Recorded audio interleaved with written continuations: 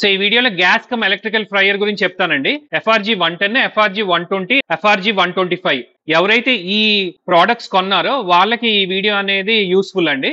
ఎందుకంటే ఈ మిషన్ ఎలా వాడాలి, మిషన్ ఓపెన్ చేసి లోపల ఎలక్ట్రికల్స్ ఎలా పనిచేస్తాయి, అండ్ ఆల్సో రిపేర్ వస్తే ఎలక్ట్రీషియన్ తో ఎలా చేయించుకోవాలి, కంప్లీట్ డీటెయిల్ అండి. సో బేసికల్ గా ఏంటంటే ఇప్పుడు ఇది సింగిల్ ఫ్రైయర్ కదా, సింగిల్ ఫ్రైయర్ లో ఏంటంటే 5.5 లీటర్స్ ఉంటుంది. ఇది ఒక మోడల్ అండి. అండ్ సెకండ్ మోడల్ వచ్చేసి 5.5 ప్లస్ 5.5 ఇది డబుల్ ఫ్రైయర్. ఇంకో మోడల్ ఏంటంటే సింగిల్ ట్యాంకే ఉంటుంది అనమాట, 11 లీటర్స్ వస్తుంది. ఇప్పుడు ఇది ఎలా ఉందో ఇదిగోండి, ఇలా ఒకే సింగిల్ ట్యాంక్ వస్తుందండి, కానీ 2 బాస్కెట్స్ ఉంటాయి. సో ఈ 3 ఫ్రైయర్స్ ఎవరైతే కొన్నారో ఈ వీడియో అనేది ఫాలో అవ్వచ్చు. నేను ఇప్పుడు ఏంటంటే FRG 110 మోడల్ ని కంప్లీట్ గా మీకు డీటెయిలింగ్ చెప్తానండి. సో మీకు ఈ ప్యాకింగ్ ఇలా వస్తుంది కదా, యాక్చువల్లీ ఇది 7 ప్లై ప్యాకింగ్ అండ్ ఇది డబుల్ బాక్స్ అండి. ఇదిగోండి, బయట ఒక బాక్స్ థర్మాకోల్, మళ్ళీ లోపల ఒక బాక్స్, మళ్ళీ దాని చుట్టూ థర్మాకోల్ అండి. సో ప్యాకింగ్ అనేది చాలా పర్ఫెక్ట్ గా ఉంటుంది, మీకు ఎటువంటి డ్యామేజ్ లేకుండా వస్తుందండి. ఓపెన్ చేస్తాం. మీరే ఓన్ బ్రాండ్తో ఒక కాఫీ టీ స్టాల్ అనేది మీరు సెటప్ చేసుకోవచ్చండి. స్టీల్ కియాస్ కానీ, కంటైనర్ షాప్ కానీ, ఒక కెఫే అవుట్లెట్ కానీ, దానికి complete step by step guidance అని ఇస్తామండి. రా మెటీరియల్స్ మీకు ఎక్కడ దొరుకుతాయి, తర్వాత రెసిపీ ప్లానింగ్, దాని రేషియోస్ అవి కూడా గైడ్ చేస్తాము. మెనూ ప్లానింగ్, మెనూ డిజైన్ కూడా మీకు గైడ్ చేస్తామండి. దానికి కావాల్సిన కంప్లీట్ బ్రాండింగ్ డీటెయిల్స్ కూడా మీకు గైడ్ చేయగలం. సో ఫ్రైయర్ ఓపెన్ చేసామండి. యాక్చువల్గా ఇలా మీకు ఇది ఇలా క్రౌన్ లాగా వస్తుంది, ఇది బ్యాక్ సైడ్ బిగించుకుంటారు. ఇదిగోండి, ఈ స్క్రూస్ ఉన్నాయి కదా, ఇది జస్ట్ షోకేనండి. ఎందుకంటే కొంతమంది ఏంటంటే ఫ్రైయర్స్ ఓపెన్ గా లైవ్ గా పెడతారు కదా, కస్టమర్స్ ముందు కొద్దిగా షో ఉండటానికి ఇది పెడతారు. ఈ స్లాట్ లో కూర్చోబెట్టి టైట్ చేసేయటం స్క్రూస్. సో ఫ్రంట్ నుంచి చూస్తే వి సర్వ్ ఎమ్మీ ఫ్రైస్ జస్ట్ ఫర్ అట్రాక్షన్ అనమాట ఆ క్రౌన్ అనేది. సో యాక్చువల్లీ ఈ ఫ్రైయర్ ఓపెన్ చేయంగానే ఫస్ట్ ఏంటంటే ఇది మొత్తం పీల్ ఆఫ్ చేసేయాలండి, ఈ స్టిక్కర్ మొత్తం, ఈ వైట్ స్టిక్కర్. ఎందుకంటే వేడెక్కిన తర్వాత ఇది అతుక్కుపోద్ది అనమాట. ఇక్కడ కానీ ఇదిగోండి హీటర్ ప్లేట్ మీద వైట్ స్టిక్కర్ కానీ ఇదిగోండి సగం తీసాం యాక్చువల్గా, ఇది మొత్తం కూడా వైట్ది రిమూవ్ చేసేసుకోవాలి. సో మెయిన్ ఏంటంటే ఈ కంప్లీట్ ఫ్రైయర్ ఇదిగోండి ఇక్కడ చూడండి 304 స్టీల్ అండి. అంటే లైఫ్ లో మీకు తుప్పు రాదండి, ఎక్సెప్ట్ ఈ బాస్కెట్ తప్ప. అండ్ ఈ బాస్కెట్ కూడా ఎలా బిగించుకోవాలంటే ఇదిగోండి, ఫస్ట్ ఇక్కడ పెట్టాలండి, ఇక్కడ పెట్టి ఇలా బ్యాక్ కి ఇలా అనాలి. సో స్ట్రాంగ్ ఉంటుంది. చాలా మంది ఏం చేస్తారంటే ఈ మధ్యలో పెడతారు, లేనప్పుడు ఇలా లూజ్ ఉంటుంది, మధ్యలో నుంచి కాకుండా బయట నుంచి పెట్టుకోవాలి. ఇలా నేను పెట్టిన తర్వాత ఇక్కడ 2 స్టెప్స్ ఉన్నాయి కదా బాస్కెట్ కి. యాక్చువల్లీ ఈ స్టెప్ ఏం వాడం మనం, ఈ 5 స్టెప్ లో బాస్కెట్ పెట్టుకుంటాం అనమాట. ఈ లెవెల్లో బాస్కెట్ పెట్టుకుంటాము. అండ్ ఈ ప్లేట్ ఉంది కదా, ఇదేంటంటే హీటర్ పైన సపోర్ట్ ప్లేట్ అంతే. ఈ బాస్కెట్ హీటర్ తగలకుండా, ఇప్పుడు ఈ ప్లేట్ లేదనుకోండి ఏమవుతుంది, ఇదిగోండి హీటర్ బాస్కెట్ కి రాసుకుంటుంది. అండ్ ఆల్సో దీనికి 2 థర్మాస్టాట్స్ ఉన్నాయండి. ఒకటి వచ్చేసి ఇదిగోండి టెంపరేచర్ ఎంత కావాలో ఎంత పెట్టుకోవచ్చు. జనరల్ గా 170, ఇక్కడ చూడండి 170, 180, ఈ డాట్ 190, ఇది 200. సో ఇప్పుడు ఫ్రైడ్ చికెన్ కానీ ఆర్ ఫ్రెంచ్ ఫ్రైస్ కానీ బర్గర్ ప్యాటీస్ కానీ ఏ అయినా 180 to 190 మధ్యలో పెట్టుకోవచ్చండి. సో ఒకసారి మీరు 180 ఆర్ 190 పెట్టుకున్నారనుకోండి, ఇంకా లైఫ్ లో దాన్ని ముట్టుకోక్కల్లా, ఆ టెంపరేచర్ లోనే మీరు ఫ్రై చేస్తారు. చాలా చోట్ల మీకు చూస్తే ఇది ఇలా కలిపేస్తూ ఉంటారు వర్కర్స్, అసలు చేయకూడదు. ఓన్లీ 180లో అంటే ఇంకా 180 లైఫ్ లాంగ్ 180నే ఆర్ 190, ఈ 2 టెంపరేచర్సే మాక్సిమం పెట్టుకోవచ్చు. ఇంకా కావాలంటే 185 మీ చెఫ్ బట్టి. బట్ నేను రికమెండ్ చేసేది 190లో పెట్టి ఇంకా వదిలేసేయండి. 200 వరకు వెళ్ళకూడదు. 200 వెళ్ళారంటే మీకు ఆయిల్ అనేది స్మోక్ రావడం స్టార్ట్ అవుద్ది. సో 190 ఈజ్ గుడ్ ఇనఫ్ అండి.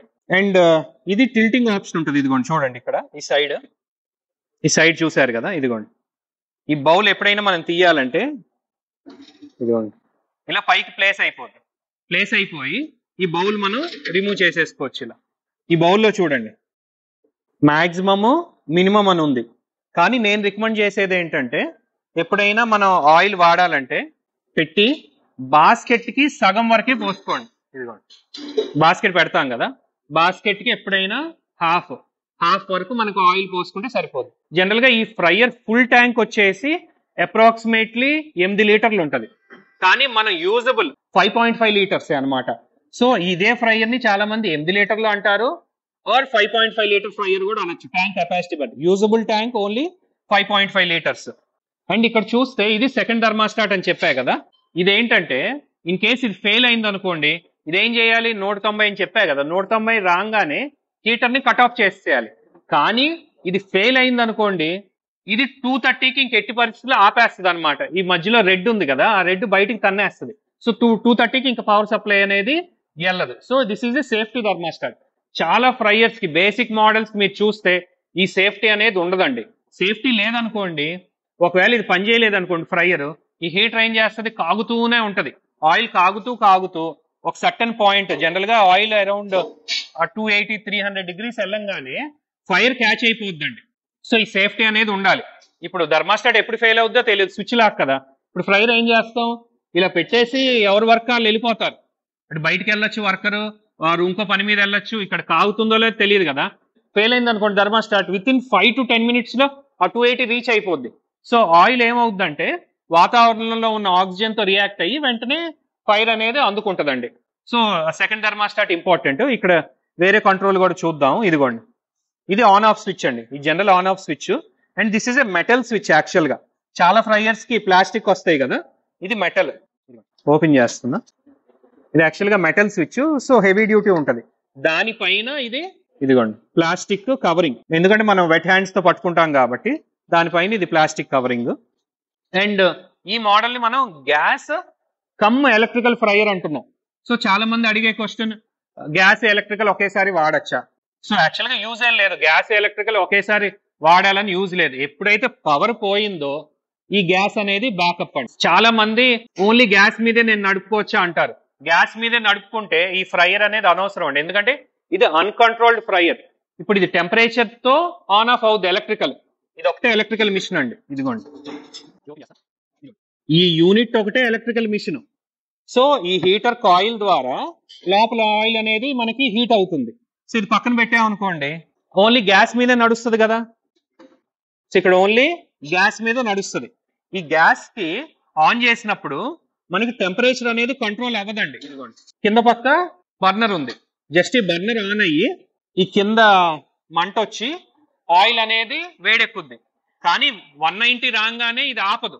సో ఓన్లీ ఎలక్ట్రికల్ కనెక్షన్ మనకి లేనప్పుడే గ్యాస్ అనేది ఇది యూస్ఫుల్ అండి, అంటే పవర్ కట్ అయినప్పుడే యూస్ఫుల్ అనమాట.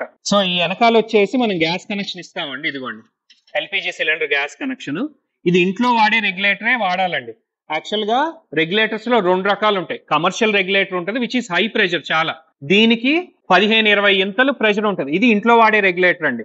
మన ఇంట్లో గ్యాస్ స్టవ్ వాడతాం కదా, పెద్దగా ఉంటది ఇది. దీని స్పెసిఫికేషన్ చూడండి, 300 mmWc 0.5 m³/h. అంటే ఇది లో ప్రెషర్. అదే వేరే రకంది చిన్నది ఉందనుకోండి, చెప్పా కదా 15 ఇంతలు ఎక్కువ ప్రెషర్ పంపిస్తుంది. అది వేసామంటే వాల్వ్ దీనిలో ఇమీడియట్ గా వాల్వ్ లో ఉన్న రబ్బర్ అనేది కొట్టేస్తుందండి. ఇది తప్ప వేరేది అనేది వేయకూడదు, లేదంటే గ్యాస్ లీక్ అవుద్ది. సో ఇప్పుడు ఈ బర్నర్ టెక్నాలజీ అవి చూద్దాం దీనిలో. సో కింద పక్క చూస్తే ఇది సిరామిక్ బర్నర్ అండి, మామూలు బర్నర్ లాగా కాదు. ఇప్పుడు షవర్మా మిషన్స్ కానీ ఏదైతే ఉన్నాయో ఎక్కువ సెగిస్తుంది, తక్కువ ఫ్లేమ్ ఇచ్చి ఎక్కువ సెగిస్తుంది అనమాట. సో ఎఫిషియన్సీ ఎక్కువ ఉంటది అండ్ గ్యాస్ అనేది తక్కువ కన్సంప్షన్ తీసుకుంటదండి. సో ఈ లోపలంతా జిఏ షీట్ తో ఉంది, డబుల్ లేయర్ అనేది ఇక్కడ జిఏసి షీట్ తో ఉంది. అండ్ కింద పక్క చూడండి, ఇదిగోండి ఇది రెగ్యులేటర్. నార్మల్ ఇప్పుడు డొమెస్టిక్ స్టవ్స్ కి ఎలా ఉంటుందో ఆ రెగ్యులేటర్ అండి. సో ఇక్కడ నుంచి గ్యాస్ ఇన్లెట్ అయింది, ఇన్లెట్ అయ్యి ఇదిగోండి ఈ కాపర్ పైప్ ద్వారా గ్యాస్ దీనికి ఇన్పుట్ అయింది, ఏది మన బర్నర్ కి. అండ్ ఇది పైలట్ బర్నర్ అండి, ఇదిగోండి ఇది స్పార్క్ ఇస్తుంది తెల్లది, ఇది చిన్నది ఇంకో బర్నర్. సో మనం ఇది ఎలా ఆన్ చేయాలంటే ఇదిగోండి ప్రెస్ డౌన్, ఇక్కడ రాసింది కదా press down and turn left. అప్పుడు స్పార్క్ వచ్చి ఫస్ట్ పైలట్ బర్నర్ ఆన్ అవుద్ది. ఇక్కడ రండి, ఇదిగోండి ఇది పైలట్ బర్నర్. సో స్పార్క్ వచ్చి పైలట్ బర్నర్ ఆన్ అయ్యి తర్వాత ఈ మెయిన్ బర్నర్ ఆన్ చేస్తుందండి. సో అండ్ ఇంకోటి ఏంటంటే ఇలా గట్టిగా తిప్పేయకూడదు, ఇది తిరగదు. గట్టిగా తిప్పామనుకోండి ఇరిగిపోద్ది. ప్రెస్ చేసి తిప్పాలి, ప్రెస్ చేసి తిప్పాలి.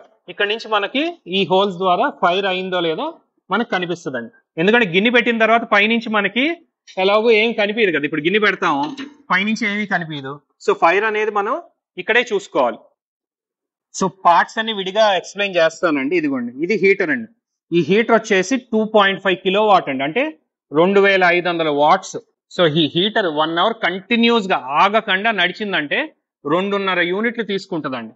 సో ఎప్పుడైనా క్యాలిక్యులేషన్ ఎలా అంటే 2.5 కిలోవాట్ 1 అవర్ నడిచింది అనుకోండి 2.5 యూనిట్స్. అలానే ఫర్ ఎగ్జాంపుల్ వేరే ఏదైనా మిషన్ ఉంది అనుకోండి 1 కిలోవాట్ 1 అవర్ నడిస్తే 1 యూనిట్ అండి. సో ఇది 2.5 కిలోవాట్స్ కాబట్టి మిషన్ ఆగకుండా నడిచిందంటే బిజినెస్ ఫుల్ గా ఉంది. మిషన్ ఆగదు కదా, అప్పుడు 2.5 యూనిట్లు అనేది ఈ మిషన్ తీసుకుంటుందండి. ఇదిగోండి, ఇది మొత్తం ఎస్ఎస్ హీటర్ అండి. ఇక్కడ మీకు స్టాంపింగ్ కూడా ఉంది చూడండి. ఇదిగోండి 2.5 కిలోవాట్. ఈ టెర్మినల్స్ అన్నమాట. ఇదిగోండి ఈ 2 టెర్మినల్ పాయింట్స్. ఆ టెర్మినల్ పాయింట్స్ దగ్గర సిరామిక్ ఉంటుంది, ఎందుకంటే ఈ హీటర్ మధ్యలో ఉంటుంది కదా. దీనికి ఈ మనం ఏదైతే ఫేస్ న్యూట్రల్ ఇస్తామో దీనికి టచ్ అవ్వకుండా ఇక్కడ మధ్యలో సిరామిక్ పాయింట్ అనేది ఉంటది. సో ఈ హీటర్ అనేది హై క్వాలిటీ అండి. ఈ పైప్ ఏదైతే ఉందో మందం ఎక్కువ ఉంటది. ఇప్పుడు చీప్ హీటర్స్ ఉన్నాయనుకోండి ఈ మందాలు తక్కువ ఉంటాయి అన్నమాట. కొన్ని రోజులకి ఏంటంటే చీప్ హీటర్స్ క్రాక్లు ఇచ్చి ఈ లోపల కరెంట్ కూడా ఆయిల్కి వెళ్తుంది అనమాట. This is very high standard heater. And heater ఎప్పుడు పోద్దంటే మెయిన్ ఇంపార్టెంట్, ఇప్పుడు ఫర్ ఎగ్జాంపుల్ ఇలా ఉందండి, ఏమీ లేదు, ఆయిల్ ఏమీ లేదు, నేను ప్లగ్ లో పెట్టానండి. ఇది ప్లగ్ లో పెడితే ఈ హీటర్ రెడ్ హాట్ అయిపోయి వెంటనే ఇంటర్నల్ ఏదైతే లోపల ఉందో క్రాక్ ఇచ్చేస్తుంది. సో హీటర్ కాలిపోద్ది అనమాట. ఎప్పుడు ఆయిల్ లేకుండా హీటర్ అనేది వాడకూడదు. ఇంకోటి, ఇది ప్లగ్ లోనే ఉంచి మీరు మిషన్ ఆపకుండా నైట్ టైం ఏం చేస్తారంటే మిషన్ ఆపకుండా ఇదిగోండి ఇలా పైకి అనేస్తారు. పైకి అన్నప్పుడు ఏంటి, ఇది గాల్లో డ్రై రన్ అవుద్ది. గాల్లో డ్రై రన్ అయ్యి హీటర్ కాలిపోద్ది. సో ఆయిల్ క్లీన్ చేసుకోవడానికి ఇలా చాలా మంది యూజ్ చేస్తారు. మెయిన్ స్విచ్ ఆపుకోండి, లేదంటే మెయిన్స్ ఏదైతే ప్లగ్ ఉందో అక్కడ మెయిన్స్ ఆపుకొని ఇలా పైకి అనేది మనం ఫిల్ చేసుకోవాలి. సో ఎలక్ట్రికల్ వర్కింగ్ చూద్దామండి. యాక్చువల్గా ఆయిల్ వేయాలి, బట్ ఆయిల్ లేకుండా జస్ట్ ఒక సెకండ్ లో నేను చెప్తాను. ఇదిగోండి ఇప్పుడు ఆన్ చేసా కదా, పవర్ లైట్ ఆన్ అయింది. పవర్ లైట్ అంటే బయట నుంచి వచ్చిన పవర్ వచ్చిందని, కానీ హీటర్కి ఇప్పుడేం పవర్ వెళ్ళట్లా. ఈ థర్మాస్టాట్ అనేది నేను 0లో పెట్టా. సో ఎప్పుడైతే నేను థర్మాస్టాట్ తిప్పానో హాట్ లైట్ ఆన్ అయింది. హాట్ లైట్ మీనింగ్ ఏంటంటే ఇప్పుడు దీనికి పవర్ వెళ్తుంది యాక్చువల్గా హీటర్కి. ఇప్పుడు వెనక్కి తిప్పా అంటే హీటర్కి పవర్ ఆగిపోయిందండి. ఇదేంటంటే హీటర్ ఆన్ ఆఫ్ అయ్యలేదో తెలుపుద్ది అంతే. సో యాక్చువల్గా ఇది నేను ఎంటీలో ఆన్ చేశానండి. ఎంత ఎర్రగా అవుద్దో మీకు చూపించడానికే చేశాను. యాక్చువల్గా ఇది చేయకూడదు, బట్ ఎలా పోద్ది హీటర్ అనేది ఉదాహరణకే చేస్తుంది. ఇప్పుడు స్మెల్ వచ్చేస్తుందండి. యాక్చువల్గా ఎంటీలో ఉంది కదా, హీటర్ కూడా స్మెల్ వచ్చేస్తుంది. హీటర్ కూడా ఇంకా కలర్ కూడా మారిపోద్ది.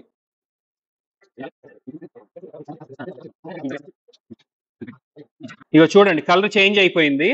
ఆ చేంజ్ అయిపోతుంది కొంతసేపు, అలా కలర్ ఇంకా రెడ్ హాట్ అయిపోయి ఆ హీటర్ అనేది మాడిపోద్దండి. అండ్ సెకండ్ పార్ట్ వచ్చేసి థర్మాస్టాట్. ఇదిగోండి ఇది ఈ సెకండ్ థర్మాస్టాట్. దీనికి నాబ్ చూసారు కదా, 190 డిగ్రీస్ నాబ్. ఇక్కడ చూడండి 60 to 200 డిగ్రీస్. సో మనం ఎంత టెంపరేచర్ పెట్టుకుంటే అంతకి ఆన్ ఆఫ్ అవుద్ది. ఈ 2 టెర్మినల్స్ స్విచ్ లానే. సో ఇక్కడ ఫేస్ ఇచ్చామనుకోండి మళ్ళీ ఇటు నుంచి ఫేస్ వెళ్తుంది హీటర్ కి. ఎప్పుడైతే మనకి ఇది కట్టేసి ఉందో ఇటు నుంచి ఇటు సప్లై అనేది వెళ్ళదు. ఇదిగోండి ఇది సెకండ్ థర్మాస్టాట్. ఇక్కడ చూడండి స్పెసిఫికేషన్ 230 అని ఉంది. 230 అంటే 230 టెంపరేచర్ రాగానే సప్లైని కట్ ఆఫ్ చేస్తుంది. దీనికి 2 టెర్మినల్సే. 2 పార్ట్స్. ఎలక్ట్రికల్ సెక్షన్ అయిపోయింది. ఇదిగోండి స్విచ్ చూసారు కదా, 32 amp స్విచ్ అండి. వెరీ హెవీ డ్యూటీ స్విచ్ ఇది. జనరల్ గా 2500 కిలోవాట్ అంటే 16 amps సరిపోద్దండి. కానీ ఈ స్విచ్ ఆల్మోస్ట్ 32 amps సపోర్ట్ చేసే స్విచ్ అండి. టాగిల్ స్విచ్ ఇందాక చూపించారు కదా, కాపర్ టెర్మినల్స్. సో నెక్స్ట్ వచ్చేసి వైరింగ్ అండి. వెరీ హెవీ వైర్ అండి. ఇదిగోండి ఇది ఆల్మోస్ట్ 2.5 mm స్క్వేర్ వైర్ అండి. సో యాక్చువల్గా సేఫ్ సైడ్ కోసం రిక్వైర్డ్ కెపాసిటీ కంటే ఎక్కువ వేసిందండి. సో లేబుల్ కూడా చూడండి, voltage 220, power 2.5 kilowatt, gas LPG gas, FRG 1 ton, 0 to 200 thermostat. ఇక్కడ క్లారిటీగా ప్రెషర్ ఇచ్చాం చూడండి. ప్రెషర్ లో ప్రెషర్. ఈ రెగ్యులేటర్ ని లో ప్రెషర్ రెగ్యులేటర్ అంటారండి. సో ఇదే వాడాలి. నెక్స్ట్ గ్యాస్ సెక్షన్ కి వద్దామండి. ఇదిగోండి ఇదే బర్నర్. కింద మెటల్ ఉంది, ఇది ఐరన్. అండ్ నెక్స్ట్ ఇది సిరామిక్ అండి. ఇది సిరామిక్ ఏంటంటే ఒక స్టోన్ లాగా, అంటే ఇది యాక్చువల్ గా మ్యాన్ మేడే, మోల్డ్ చేస్తారనమాట. ఆ సిరామిక్ మెటీరియల్ ఆ మోల్డ్ లో పోసిన తర్వాత ఈ స్టోన్ రెడీ అవుద్ది. సో ఇదంతా ఎంటీనే, లోపల పక్క ఏం ఉండదు. ఈ పైన ఒకటే స్టోన్. సో ఇది గ్యాస్ రెగ్యులేటర్ అండి. సో ఈ పైప్ ఉంది కదా, ఈ పైపు ఇగోండి ఇక్కడ వెళ్తుంది. ఈ లోపల ఎల్పిజి గ్యాస్ ఇక్కడ పంపిస్తుంది. ఇది వచ్చేసి మనం నొక్కి తిప్పినప్పుడు ఫస్ట్ ఈ చిన్న దానిలో గ్యాస్ వెళ్తుందండి. గ్యాస్ వెళ్ళి ఇదిగోండి ఇది స్పార్క్ కొట్టి ఇది ఆన్ అయ్యి దీన్ని ఆన్ చేస్తుంది అనమాట. This is a normal regulator, gas regulator అండి. సో పార్ట్స్ అవుతే మొత్తం ఇవేనండి. సో ఇప్పుడు మిషన్ లోపల ఓపెన్ చేసి లోపల ఎలా ఉందో వైరింగ్ కూడా మీకు ఎక్స్ప్లెయిన్ చేస్తాను.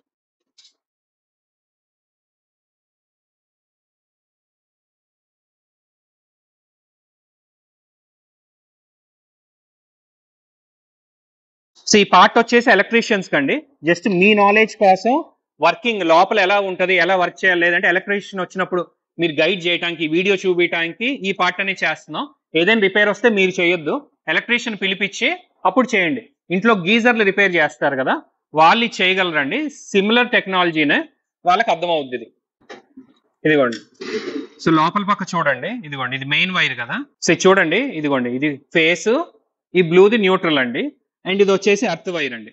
సో ఇక్కడ ఫస్ట్ ఈ ఫేస్ అనేది స్విచ్కి వెళ్ళిందండి, అండ్ ఈ స్విచ్ నుంచి థర్మాస్టాట్కి వెళ్ళింది. ఇదిగోండి థర్మాస్టాట్ నుంచి హీటర్కి వెళ్ళింది. అంటే ఆ ఫేస్ ఏంటి, స్విచ్ ఆన్ చేసినప్పుడు థర్మాస్టాట్కి వెళ్తుంది, థర్మాస్టాట్ ఆన్ అయినప్పుడు హీటర్కి వెళ్తుంది.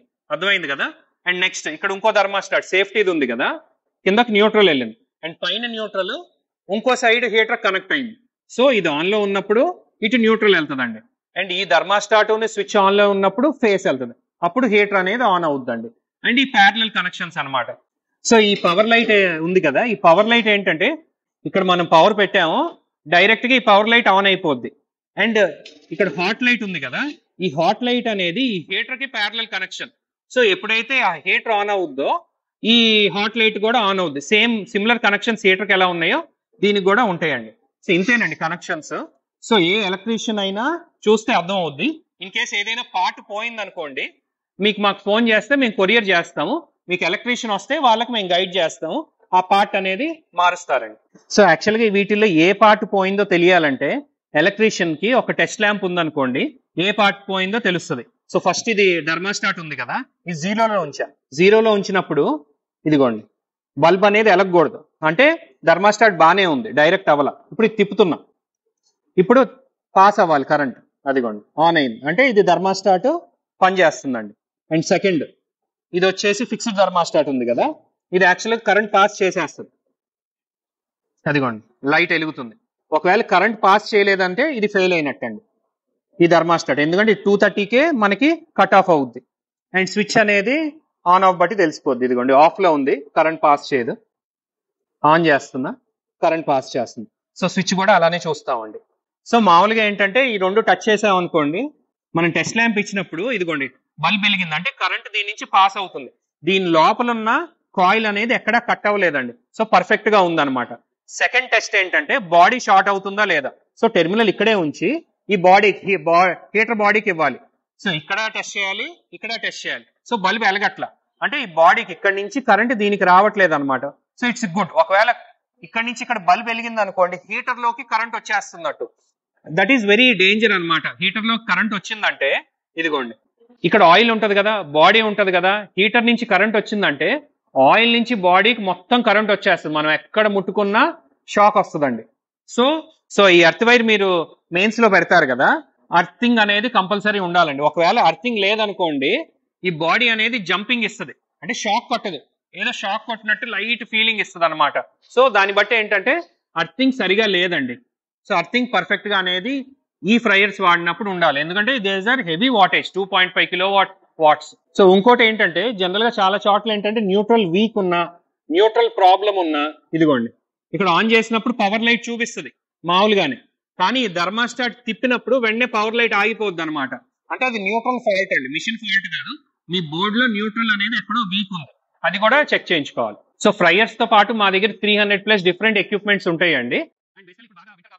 సో ఇప్పుడు వింటర్ కాబట్టి కాఫీ టీ మిషన్స్ అనేది మీరు ప్రిఫర్ చేయొచ్చండి. డెఫినెట్ ఎనీ స్టాల్, మీకు ఆల్రెడీ ఫాస్ట్ ఫుడ్ ఉంది, మీరు ఫ్రైయర్ వాడుతున్నారు, పిజ్జాస్ ఇవన్నీ ఉన్నా, ఒక కాఫీ అవుట్లెట్ అనేది మీరు బయట కానీ ఇన్సైడ్ కానీ పెట్టారనుకోండి, ever green 365 days coffee business అనేది నడిచేదండి. డెఫినెట్ గా మీరు అదర్ మెనూ ఉన్నా ఇది అనేది మీరు యాడ్ చేసుకోవచ్చు, దానికి కంప్లీట్ గైడెన్స్ అనేది మేము ఇస్తాం.